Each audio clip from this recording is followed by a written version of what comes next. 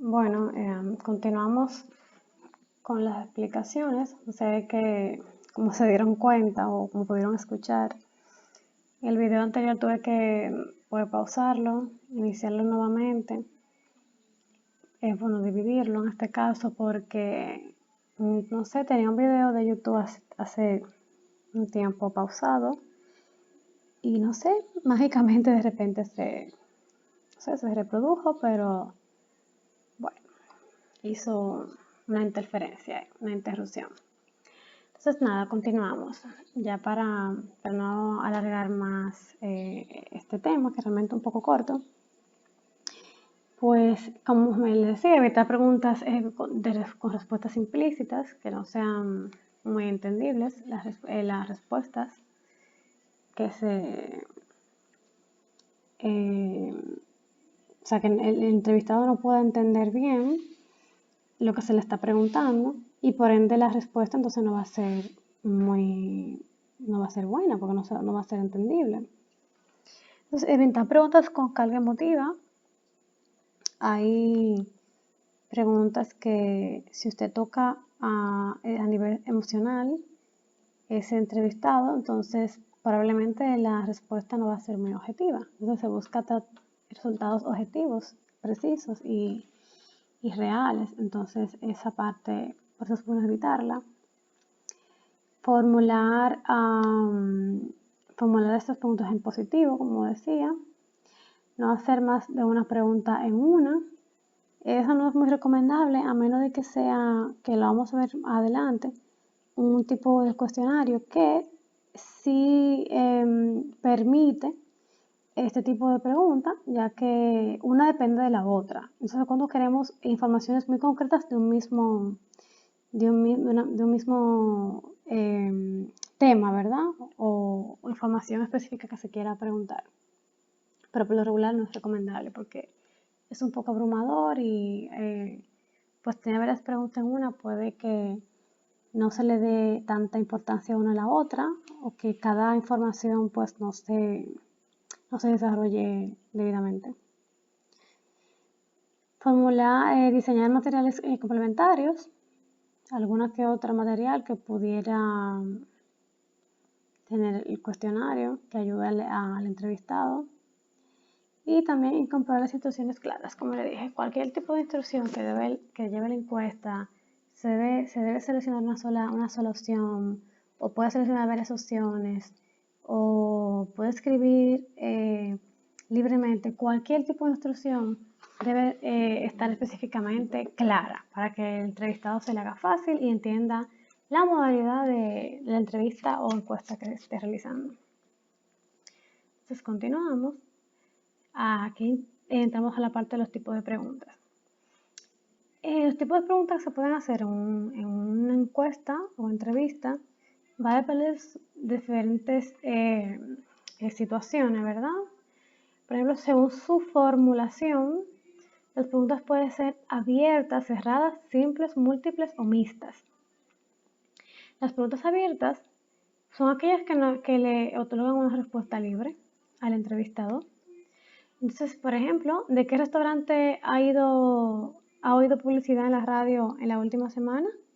Una línea donde el entrevistado puede libremente dar su respuesta. Entonces, las cerradas son respuestas preformuladas. Por ejemplo, ¿qué día? Bueno, aquí no tiene un ejemplo claro, pero es que está bastante clara. Usted le hace una pregunta y las respuestas ya están colocadas una detrás de otra, o sea, son preformuladas y no tiene acceso a seleccionar más nada, solo lo que está ahí. Entonces, las preguntas simples son el tipo de cuestionario que recoge las únicas dos alternativas de respuestas posibles. Estas se les relacionan con las preguntas de sí o no, por ejemplo, esas son las más comunes. Ya que solamente tiene dos valores para seleccionar. Por ejemplo, como dice acá, ¿ha hecho alguna vez un crucero por el Mediterráneo? ¿Sí o no? Entonces conviene ofrecer una tercera alternativa de respuesta. Por ejemplo, puede ser ambas, ningunas, no lo sé. Pero si tienen más de tres, Entonces, ya serían cerradas, pero con respuestas preformuladas. Las simples por lo general tienen dos alternativas solamente. Entonces, las múltiples, pues ofrecen más de 2 alternativas de respuestas, unirespuestas o multirespuestas. Por lo general tienen más de 3. Por eso se llaman múltiples, como ven aquí. ¿Qué tipo de alojamiento ha utilizado durante el último año para alojarse? Los fines de semana que ha dormido fuera de su domicilio habitual. Por ejemplo, se le ponen opciones como hotel, apartamento, camping, segunda residencia propia, etc. Y las mixtas, estas ofrecen respuestas preformuladas, pero con la opción de especificar en otros. Eso es muy común. Por ejemplo, usted le hace una pregunta, lo mismo de este caso, del tipo de alojamiento. Entonces, puede tener el mismo, igual apartamento, hotel, camping, segunda residencia propia, y una opción de otros, en la cual el cliente puede escribir pues la respuesta que él quiera, parecida como si fuera abierta. Entonces tiene una combinación de abierta y múltiples. Entonces continuamos.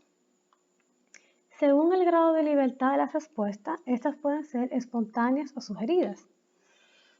Si usted simplemente quiere hacer una pregunta así muy espontánea, que sea una información que usted pueda así de repente la coloque y a lo mejor el entrevistado no se está esperando, pues le da la opción de que él pueda responder espontáneamente dichas preguntas.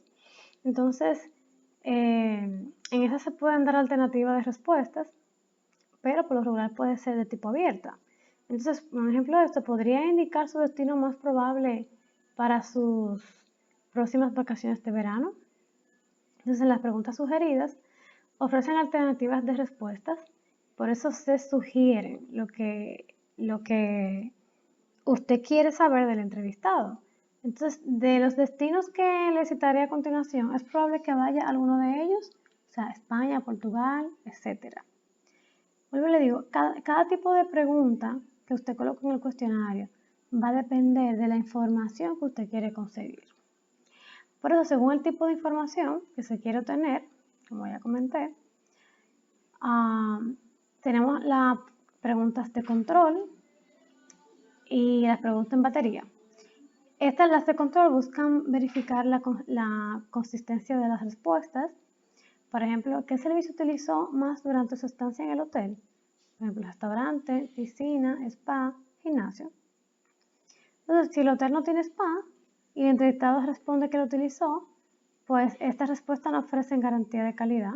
Entonces, usted puede asimismo controlar la información y verificar si el entrevistado tiene conocimiento de lo que se está preguntando y si está hablando mentira, entre otros factores. Entonces, por eso se le llaman de control. En batería, son las, como les comenté anteriormente, son preguntas relacionadas bajo un mismo enunciado. Aquí sí es válido poner preguntas múltiples, porque como ven en este ejemplo, de las siguientes aerolíneas, ¿cuál conoce, aunque solo sea de nombre? ¿Cuál utiliza normalmente para viajar y cuál utiliza más a menudo? Entonces, esas 3 preguntas tienen informaciones diferentes, pero de un mismo enunciado, del mismo tipo de información que es que se quiere conocer, que es en el caso de la aerolínea, ¿verdad? Entonces, ahí sí es conveniente que, como es en batería, y depende del tipo de información que usted quiere preguntar, ahí sí es válido colocar 2 o más preguntas, pero no se recomienda que sean más de 3. 3 sería como un máximo.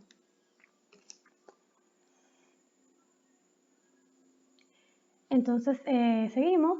Según el tipo de información que se quiera obtener, ¿verdad? También tenemos las preguntas de filtro, indirectas sobre hechos y hábitos y sobre motivaciones. Las de filtro, como comenté en la parte de las etapas a seguir en un cuestionario, las de filtro son preguntas que, son preguntas que buscan respuestas, que las respuestas se utilizan como filtro para otras preguntas.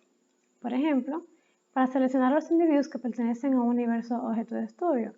Eso quiere decir que en una pregunta, usted va a poner, por ejemplo, que le den informaciones como el sexo, la edad, puede también, bueno, depende.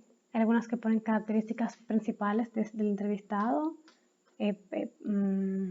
color de piel, ojos, estatura, etcétera. Entonces, eso le da una clasificación de la población, ¿verdad? Que es un universo de objeto de estudio y le permite sacar características de ese entrevistado. Vuelvo y digo, si es el tipo de información que usted está buscando. Por eso digo, se van a utilizar, depende de la información que usted quiera obtener. Por eso hay un sinnúmero de preguntas que se van a adecuar a la información que se requiera. Entonces, las indirectas son preguntas no formuladas directamente para tratar un tema delicado. Estas se recomiendan, a menos de que usted en el caso de las entrevistas, cuando se quiere tener una información muy específica del entrevistado y pues no se quiere hacer directamente, sino que se formulan para que indirectamente, ¿verdad?, le dé la información que usted necesita, pero no que se vea de forma que se está preguntando así, directo y personalmente, si me voy a entender.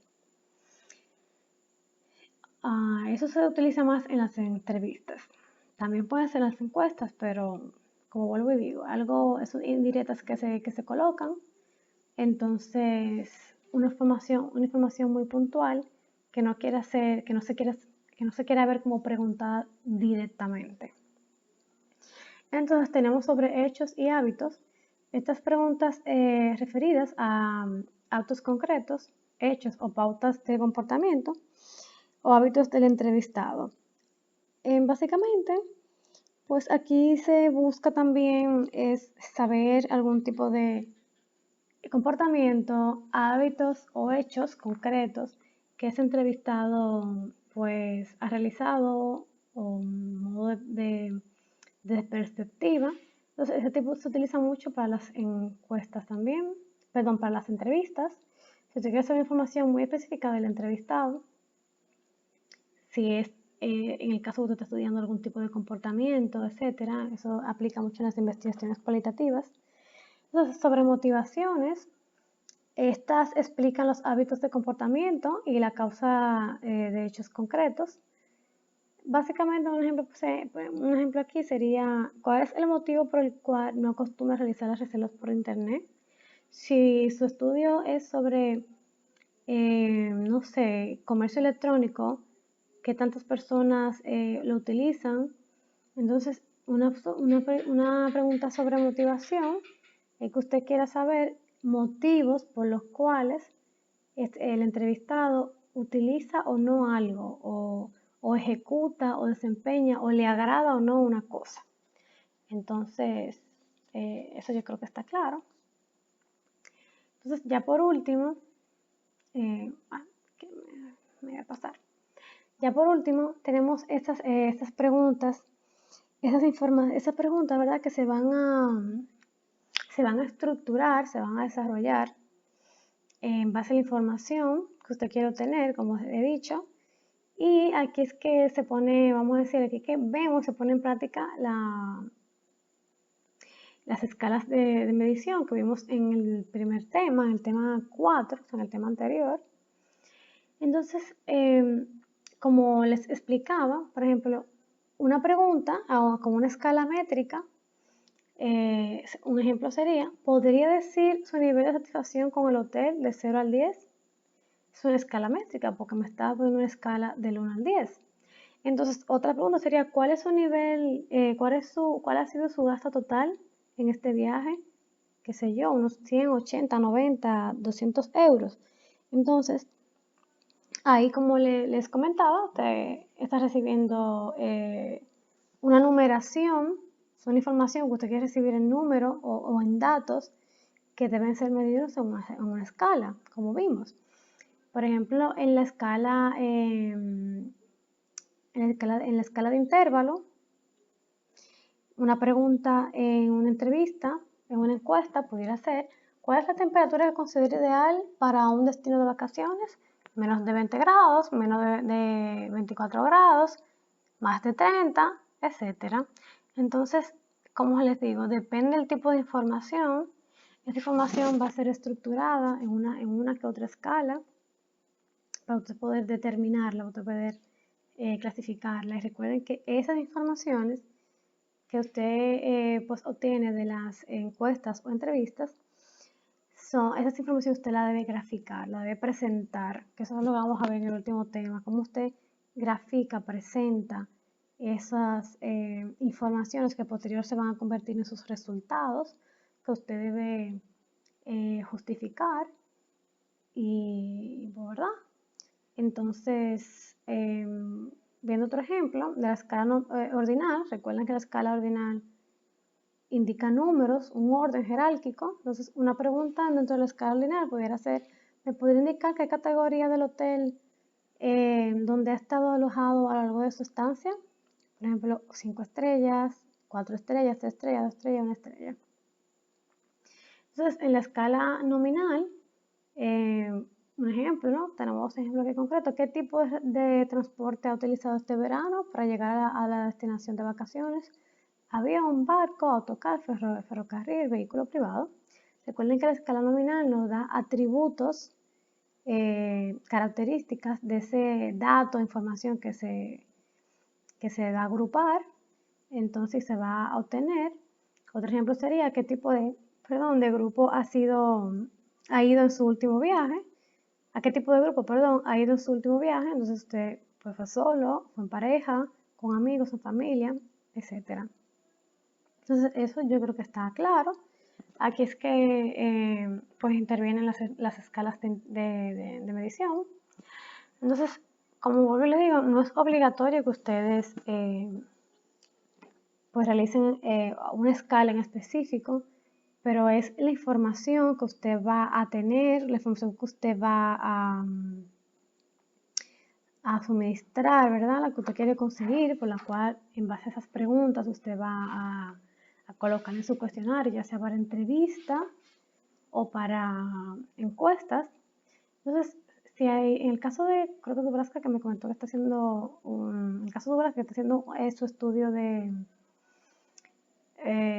estudio de medio ambiente, ¿verdad? Impacto del medio ambiental. Entonces, si alguna información de su estudio ella quiera corroborar con el ejecutivo de la empresa que ella está estudiando, le hace una entrevista y en base a la información que ella quiere decir, ella quiere obtener, ella puede hacer una entrevista con una escala de nominal o ordinal, que son las que se utilizan en las investigaciones cualitativas, y todas las preguntas que ella que se identifiquen, que sean puntuales para esa investigación, ¿verdad? Del impacto del medio ambiente, que ella le va a desarrollar a ese ejecutivo.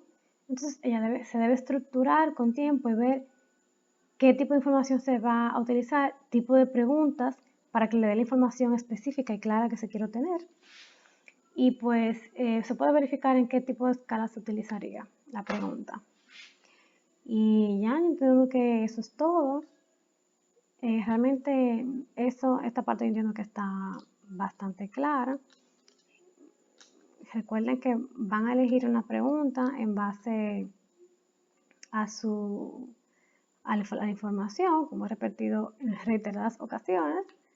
Eso es lo primero, identificar las informaciones específicas, relevantes e importantes a nivel de la información que usted va a colocar o que es imprescindible para usted justificar sus objetivos. Recuerden que los datos arrojados aquí van a ser sus conclusiones y resultados que usted va en base a esto, usted va a justificar los objetivos propuestos en el trabajo. Entonces, esa parte espero que la tengan clara, así que a pensar específicamente lo que se va a investigar, la información que se va a obtener o lo que se va a preguntar para, bueno, que le signifique, vamos a decir ya, o sea, que le signifique el desarrollo final del trabajo de investigación. Entonces, nada, yo creo que todo esto es todo por ahora. Cualquier duda que tengan, no duden de contactarme. Como les dije en el video anterior, les coloqué un foro en el aula virtual para la duda de cada uno de esos temas. Es preferible que una vez si colocan algún tipo de duda que le pueda servir a su compañero, me notifiquen para yo tenerlo pendiente, ya que la plataforma no me notifica, y poder responder lo más pronto posible. Estamos en contacto, que pasen buenas día, noche o tarde, depende de la hora que vea el video, y pues estamos en contacto. Un saludo.